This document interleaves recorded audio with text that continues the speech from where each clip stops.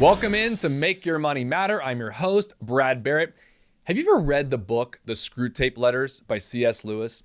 It's a fascinating book and a very interesting one where the devil writes letters revealing all of his secrets and tactics on how he deceives us and the world. And I want to talk about that today because I actually think that what he talks about in this book, if you haven't read it, it's an amazing concept that I want to bring into how we look at our money and how I think deceitful sources wants us to be deceived by certain things when it comes to our money and how we can have success with it.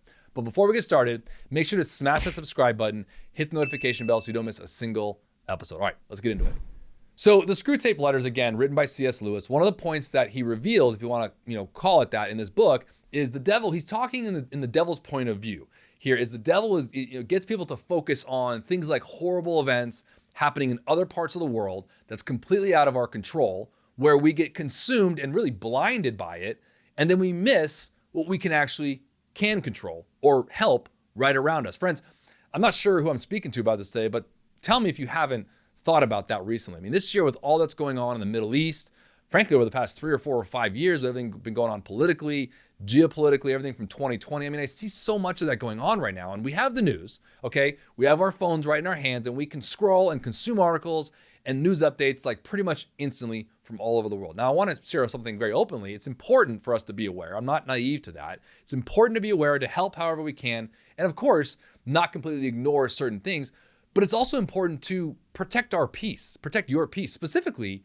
your peace of mind. One of the things I brought up around financial planning, switching to money world for a second, is the unquantifiable benefits around having an advisor or a diversified portfolio. And it has a lot to do with this book and what I'm sharing here, because one of the most unquantifiable things that an advisor can bring to you is peace of mind.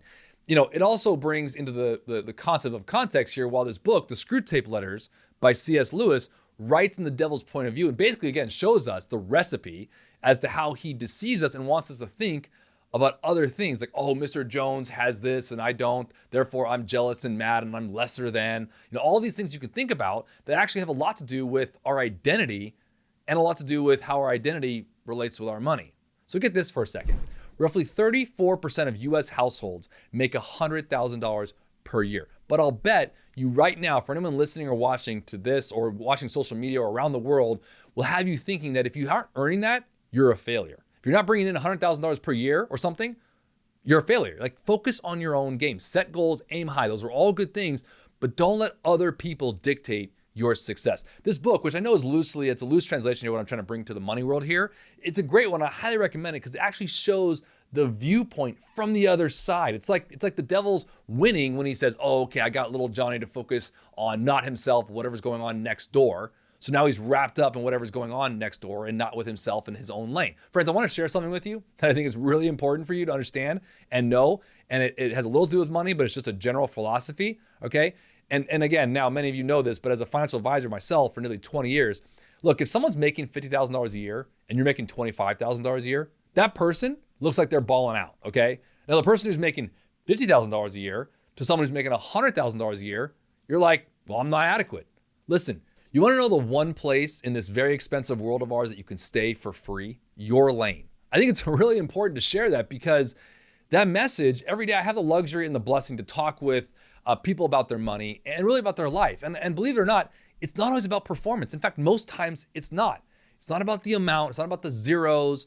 It's about what their money means to them and to their family. And if you're able to ignore the distractions, which is kind of what I'm sharing today, focus on you, your family, the blessings you have in front of you, you will succeed. I want to be very clear about that because the context of succeeding in our world is different than the context of succeeding within your own world and what you deem as successful. And I think, friends, that matters most. I mean, that is the way to have financial confidence and ultimately financial success and be ready to fail and be ready to succeed. I mean, be ready to be hurt and be ready to get loved. Be ready to make mistakes and be ready to learn from them. Be ready to lose money. And then also, friends, be ready to make money, okay? Believe it or not, there's struggles on both sides. Be ready to, enjoy yourself, waste time, have a lazy Sunday, and then be ready to go get it, all right? Make discoveries. Be ready to say no, to say yes when it matters. Be ready to be alone with yourself, to figure out what you want. All of these things have been said to me by various different coaches and pastors, and I just felt it on my heart this week to share with you, especially as it relates to something as important as your money. And what the devil's trying to get you off of is your own path.